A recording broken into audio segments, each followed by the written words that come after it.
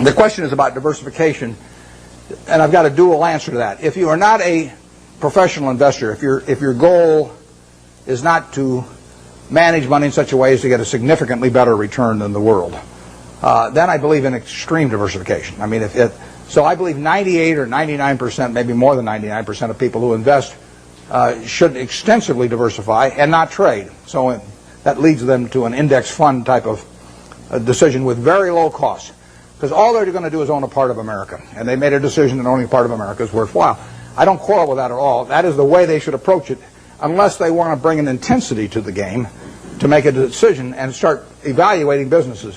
But once you're in the business of evaluating businesses and you decide that you're going to bring the effort and intensity and time involved to get that job done, then I think that diversification is a terrible mistake to any degree. And I got asked that question when I was at SunTrust the other day. And if you really know businesses, you probably shouldn't own more than 6 of them. I mean, if you can identify 6 wonderful businesses, that is all the diversification you need, and you're going to make a lot of money. And I will guarantee you that going into a 7th one is going to, rather than putting more money in your first one, it's got to be a terrible mistake. Very few people have gotten rich on their 7th best idea, but a lot of people have gotten rich on their best idea. Omission is way bigger than commission. There's big opportunities in life have to be seized. We don't do very many things, but when we get the chance to do something that's right and big, we've got to do it. And even to do it in a small scale is just as big a mistake almost as not doing it at all. I mean, you've really got to grab them when they come, because you're not going to get 500 great opportunities. You would be better off if when you got out of school here, you got a punch card with 20 punches on it. And every financial decision you made, you used up a punch.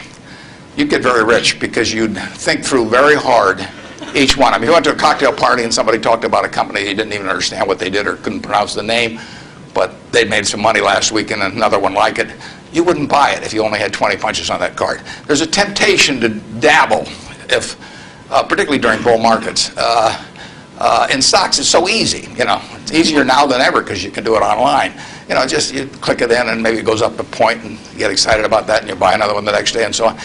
You can't make any money over time doing that. But if you had a punch card with only 20 punches, you weren't going to get another one the rest of your life. You would think a long time before every investment decision, and you would make good ones and you'd make big ones. And you probably wouldn't even use all 20 punches in your lifetime, but you wouldn't need to.